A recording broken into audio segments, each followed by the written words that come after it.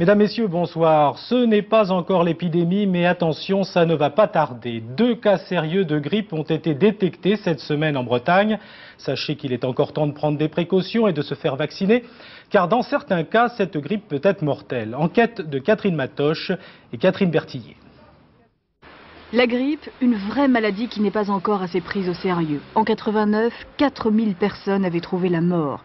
Chaque année en moyenne, près de 10 millions de Français sont touchés par le virus. Un virus qui peut devenir très grave chez les personnes âgées et les personnes, adultes ou enfants, souffrant d'affections pulmonaires. La meilleure défense pour lutter contre la grippe, le vaccin.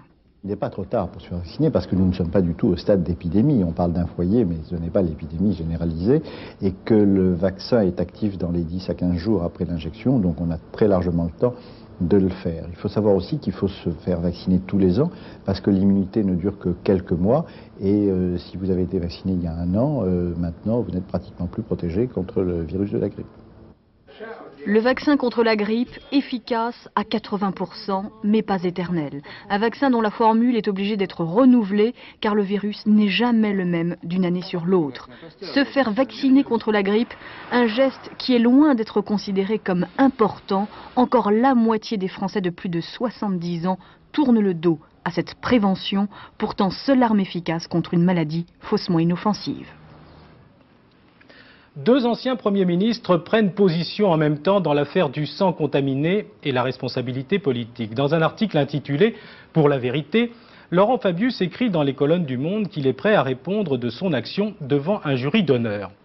Et de son côté, dans le journal du dimanche à paraître demain, Michel Rocard propose une réforme de la haute cour. Explication, Daniel Sportiello.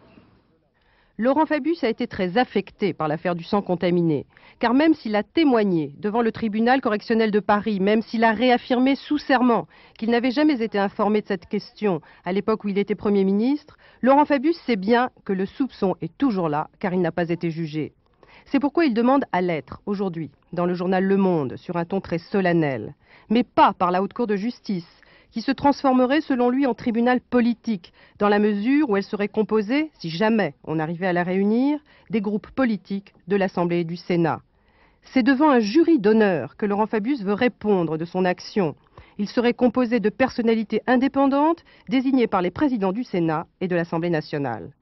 Après la condamnation de Michel Garetta, qui a remis l'affaire du sang contaminé à la une de l'actualité, après que le spectre de la Haute Cour de justice ait été brandi en vain par l'opposition, Laurent Fabius ne veut pas apparaître comme le responsable politique qui aurait bénéficié d'une quelconque impunité, l'homme qui serait au-dessus des lois.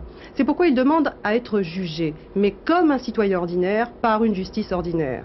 Et ce n'est pas un hasard si Michel Rocard propose demain, dans le journal du dimanche, de tenter d'instaurer une autre forme de procédure pour juger les politiques. Pour Laurent Fabius, il s'agit de laver son honneur. Pour Michel Rocard, il s'agit de morale politique. La concertation aura bien fonctionné ce week-end au sein du Parti socialiste.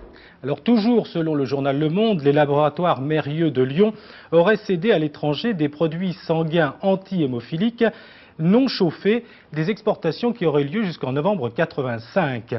Enquête à Lyon d'Alain Eck. Depuis la fin des années 70, l'Institut Mérieux fabriquait et commercialisait à l'exportation un produit anti-hémophilique préparé à partir de l'eau de plasma collectée aux États-Unis. Ce produit non chauffé et non testé pour le virus du sida a été exporté au Maghreb, au Proche-Orient, en Amérique du Sud, en Europe, Italie et Grèce jusqu'en novembre 1985. C'est-à-dire que l'Institut Mérieux n'a pas tenu compte de l'arrêté du 23 juillet 85 imposant un dépistage systématique du virus du sida dans les dons de sang français à partir du 1er août. Ces volumes de plasma collectés aux USA étaient initialement destinés à la fabrication d'un vaccin antirabique, mais afin de ne pas gaspiller la matière première, il fut rapidement décidé d'en extraire également de l'albumine et du facteur 8. En 85, l'Institut a exporté plus de 3 millions d'unités de facteur 8 non chauffées et non testées, soit moins de 1% de son chiffre d'affaires. Dans un entretien accordé au Monde, Alain Mérieux, qui reconnaît avoir été un peu lent dans la prise de décision, affirme n'avoir pas de cas démontrés de contamination par le virus du sida à partir de facteur 8 non chauffé Mérieux. Il réclame la création d'une agence du sang étroitement contrôlée par l'État. À ce jour, il n'y aurait donc pas d'affaire. Et Alain Mérieux, qui est aussi président de la Fédération RPR du Rhône, reconnaît n'avoir pas eu à cette époque la notion du véritable risque. Après la plainte, l'accord. Georges Tranchant et Bernard Tapie vont régler leurs différends à l'amiable. Le député RPR des Hauts-de-Seine a décidé de retirer sa plainte contre Bernard Tapie, une plainte qui avait entraîné l'inculpation du ministre de la Ville et sa démission. Jean-Paul Chapelle. Enfin une bonne nouvelle pour Bernard Tapie. Georges Tranchant va retirer avant le 10 novembre la plainte déposée contre lui, une plainte qui avait valu à Tapie d'être inculpé de complicité et de recel d'abus de biens sociaux et qui avait contraint l'ancien ministre de la Ville à démissionner en mai dernier, quelques jours après avoir été nommé. Tranchant réclamait à Tapie 13 millions de francs à la suite d'un conflit commercial. Au cœur de la dispute, la société NAVS dans laquelle les deux hommes étaient associés. NAVS avait l'exclusivité en France de la vente des produits Toshiba. À la suite de difficultés financières, Bernard Tapie aurait alors revendu aux Japonais le contrat d'exclusivité sans en faire profiter son associé. Aujourd'hui, le député Georges Tranchant affirme avoir trouvé un accord et obtenu de Bernard Tapie Finance une grosse somme d'argent dont il ne précise pas le montant. Ce règlement à l'amiable devrait redorer un peu l'image ternie de l'ex-futur homme politique. Une fois la plainte retirée, le juge Édith Boisette pourra lever l'inculpation de Bernard Tapie et déclarer un non-lieu. L'affaire des Maliens de Vincennes, suite après l'occupation du ministère des Affaires sociales et de l'intégration la nuit dernière, des manifestations ont encore eu lieu aujourd'hui dans Paris, à l'appel en particulier de SOS Racisme. Plusieurs dizaines d'expulsés refusent toujours les solutions d'hébergement proposées. Reportage d'Isabelle Thomas et de Marc Félix. Un toit, c'est un droit, un toit, c'est la loi. Près de 300 manifestants selon la police étaient aujourd'hui dans les rues de Paris pour protester contre les déplacements des familles maliennes. Des familles soutenues par des associations comme Emmaüs, Médecins du Monde, Droit au logement ou SOS Racisme. Les propositions ne sont pas des propositions fiables. Et en plus, la plupart des familles savent que ce qu'ils appellent aujourd'hui solution transitoire, c'est ce qu'on a essayé de faire en disant systématiquement et que systématiquement ça a duré des mois et des mois, voire des années. Pour plus de cohérence, ces associations tentent de se regrouper en un collectif qui voulait être reçu ce soir au ministère du Logement. Parallèlement, un autre groupe, délégué des familles en tête, était reçu vers 17 h par le préfet Sauter. La mairie de Paris constitue le troisième pôle du triangle et le troisième interlocuteur pour les manifestants. Ceux-ci dénoncent, je cite, la partie de ping-pong qu'on leur fait jouer et s'appuient sur les promesses de réquisition de logements vides. Hier soir, les Maliens avaient investi le ministère des Affaires sociales et de l'intégration, obtenant une entrevue au cabinet de René Telade. 2 jours après leur évacuation de l'esplanade de Vincennes, les Maliens sont donc encore ce soir à la recherche d'interlocuteurs. En Grande-Bretagne, c'est aujourd'hui que les 10 mines de charbon condamnées par le gouvernement de John Major ont fermé leurs portes. Une décision grave de conséquences pour ces vieilles régions industrielles qui avaient déjà été touchées par la crise de la sidérurgie. Reportage dans le nord-est de l'Angleterre, Claude Guédot et Pierre Michel. Graham Swift est jeune, mais à 27 ans, il a déjà 10 années de mine derrière lui. 7 heures par jour à 900 mètres sous terre pour sortir ce charbon qui a fait la richesse du Yorkshire. Mon père, mon grand-père, mes oncles, tout le monde a travaillé à la mine. C'est une tradition dans la famille. Une tradition qui s'est éteinte hier avec la dernière descente au fond de la mine pour Graham et les 800 mineurs de Grimeshope.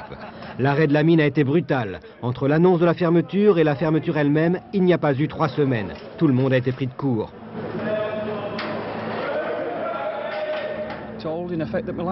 Ça bouleverse toute ma vie. J'ai appris la nouvelle à la télévision.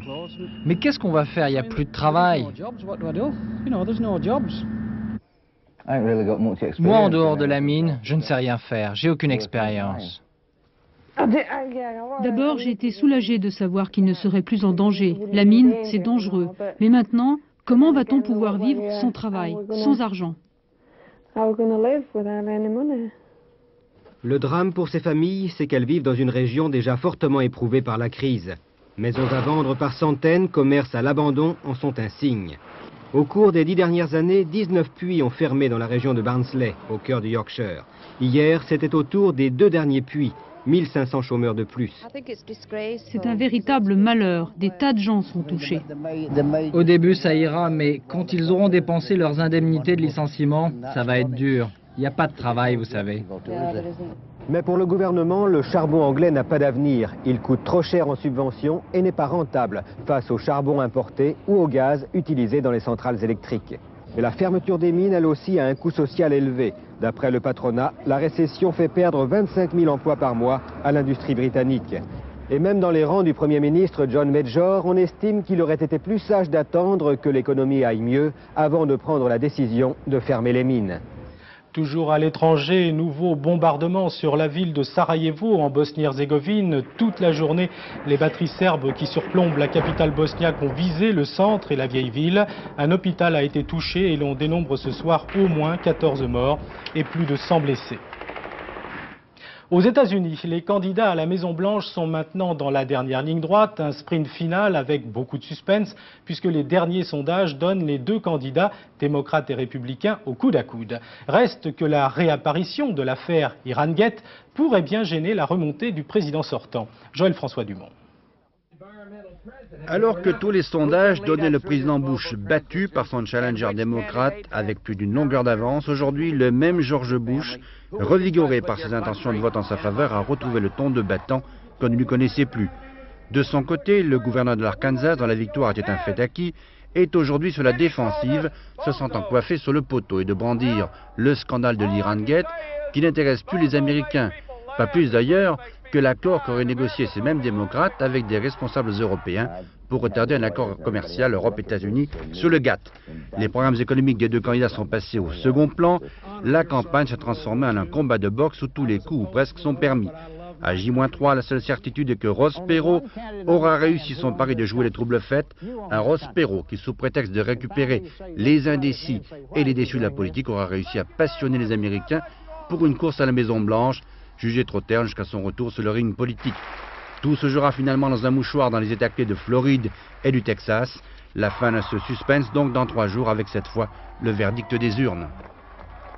La crise économique aura manifestement été au cœur de cette campagne pour la Maison-Blanche, une crise qui affecte tout particulièrement l'industrie automobile. Ainsi, à Pontiac, dans le Michigan, une ville qui a connu la splendeur des grosses limousines, c'est aujourd'hui un spectacle de désolation que Philippe Pister et Philippe Jasselin ont découvert. Tour de la Pontiac Bank. La tour de la Pontiac Bank se dresse toujours fièrement, mais en dessous aujourd'hui, la ville se meurt. Pontiac, à 30 minutes de voiture de Détroit. La prospérité ici n'est plus qu'un souvenir. Un centre-ville à l'image de sa rue principale et de son unique bar, quasiment désert.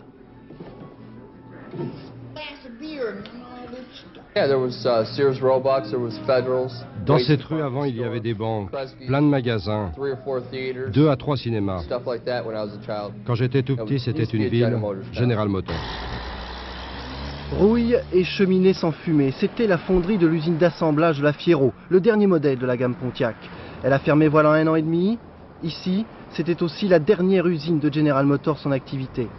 Pontiac n'était qu'un petit village. Dès les années 30, General Motors y crée de toutes pièces une gamme et une ville. Des années 60 aux années 80, nous avions 40 000 emplois liés à l'automobile. Nous avons bien de la chance aujourd'hui, s'il en reste 2 à 3 000. 70 000 habitants dans les années de prospérité, 58 000 aujourd'hui. Un taux de chômage de plus de 14%, le double de la moyenne nationale. Pourtant, aux États-Unis, on se veut positif. La NPE locale s'appelle Bureau de l'emploi. Ce pays a besoin de boulot et les gens de travail. Tout ça, c'est la faute du gouvernement qui exporte tout le travail. Tout ce que je peux vous dire, c'est que je ne vais pas voter Bush.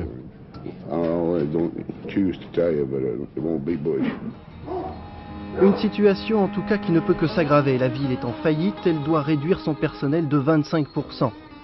C'était ici, il y a 10 ans, un quartier résidentiel. On y trouve une forte communauté hispanique arrivée là pendant les années de prospérité. General Motors avait besoin de main-d'œuvre.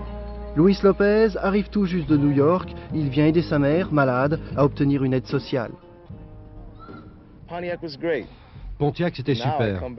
Maintenant, je reviens, 8 ans après, plus personne n'a de travail. Les gens perdent leur maison, leur voiture. Ceux avec qui je parle se moquent des élections. Le système les a laissés tomber. Et de fait, Pontiac détient un triste record, à peine 15% de participation aux dernières élections. Fumeurs, vous n'avez plus que 4 heures de liberté devant vous. C'est en effet cette nuit à 0 heure que le décret anti-tabac entre en vigueur. Selon les sondages, une large majorité des Français est favorable à cette nouvelle loi. Mais parmi les opposants, on trouve certains propriétaires de cafés qui sont prêts, vous allez l'entendre, à employer les grands moyens. Reportage de Brigitte Rivoire et Tristan Lebras. Bar interdit à tout agent verbalisateur ou sur le point de verbaliser. Le sémillant patron de la Croix-Verte n'y va pas avec le dos de la cuillère. S'il se déclare hors la loi, il va néanmoins proposer dès le 1er novembre aux non-fumeurs récalcitrants un masque anti-poussière. Pourtant, Jackie Bisson est non-fumeur, ça ne l'empêche pas de partir en guerre contre la loi E20 qu'il juge scélérate. C'est une atteinte directe à notre chiffre d'affaires, donc je me battrai contre Monsieur le ministre, même tout seul. Parce que Monsieur le ministre n'a pas le droit de nous empêcher de travailler. C'est notre survie totale qui est en cause. Et Monsieur le ministre, je lui dis franchement, je suis prêt à déposer plainte contre un ministre. Petit Bisson que je suis, snack bar hôtel de Lignières, pas de problème. Monsieur le ministre, gare à tes fesses. Dès la porte franchie, partout des affiches dénonçant l'ostracisme et invitant malgré tout les clients à ne pas fumer pendant les repas. Un panonceau avec une flèche indiquant les toilettes précise la direction pour les non-fumeurs récalcitrants. Une façon d'écarter les intolérants et les grincheux. Pas question pour l'hôtelier cafetier de faire la police chez lui, tout ce qu'il veut c'est survivre. Membre actif de la Confédération de défense des artisans, commerçants, agriculteurs et professions libérales, le patron qui refuse d'être un mouton va saisir les élus locaux et le préfet. Il propose à ses clients la signature d'une pétition réclamant la liberté et le droit au travail. Dans le Berry, on a la caboche dure et quand les campagnes anti-tabac et anti-alcool empêchent de gagner son pain, on se révolte. Ah mais... Sport avec du beau rugby et une apothéose pour Serge Blanco qui, avec tous ses copains, les Barbarians, a battu cet après-midi les Springboks à Villeneuve-d'Ascq. Score 25-20, Didier Balèze. Apparemment, rien à voir entre une sélection Springbok très verte, au mieux de sa forme, et une équipe de copains plus très jeune ni fringante. Le début de la rencontre semblerait confirmer les bonnes intentions des Sud-Africains qui inscrivent un essai grâce à Small. Vexés par leur dernière défaite, ils prennent en effet ce match très au sérieux. En face, il y a les Barbarians français. Ce club de gens de bonne compagnie est venu à Lille avec la ferme intention d'attaquer tous les ballons et de faire bloc autour d'un artiste, d'un amoureux du beau jeu, Serge Blanco, nommé sélectionneur pour son ultime sortie. Copié sur le modèle britannique, l'esprit Barbarians, c'est l'ouverture dans la tête et dans les jambes. Canberra-Béraud, Sella, Charvet et Lagisquet sont parmi ce qui se fait de mieux en la matière. C'est Lagisquet, l'ami de Blanco, qui inscrit son essai. Quelle prestation! Les Barbarians font le spectacle, les Springboks subissent et ne réagissent que par la botte magique de Nas Botha. Dans sa lutte avec Didier Canberra-Béraud, c'est finalement le Biterrois qui aura le dernier mot, inscrivant 20 points pour ramener le score final à 25-20 en faveur des Bleus. Quel beau cadeau pour tous que cette victoire offerte à Serge Blanco. Il avait commencé sa carrière en 80, face au boxe. Il tire ici sa révérence après une somptueuse décennie. Le poète du rugby ne fera plus rêver, mais les écoles conserveront longtemps ce sportif, ce modèle, cette référence.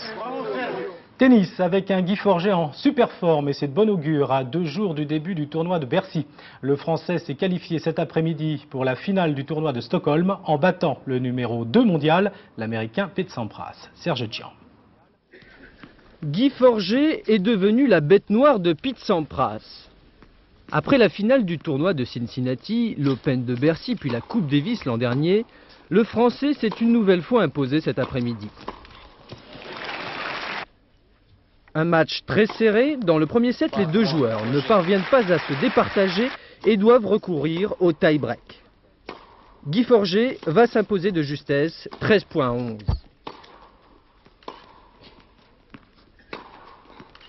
Dans le deuxième set, le scénario sera identique. Forget, ici de dos, tient son service et accède à un nouveau tie-break. Mais décidément, Stockholm réussit bien aux Français. Henri Lecomte s'était déjà imposé ici il y a quelques années. Et après un ultime service gagnant, Guy Forget va se qualifier pour la finale, où il affrontera Ivanisevic, qui a battu Stefan Edberg en 2-7 cet après-midi. Il n'est jamais trop tard pour bien faire. 360 ans après sa condamnation par l'Église, le pape Jean-Paul II vient de réhabiliter le savant Galilée. Commentaire de Nicole Bappel. 13 ans pour réviser la condamnation de Galilée, 13 ans pour que l'Église réhabilite le physicien italien.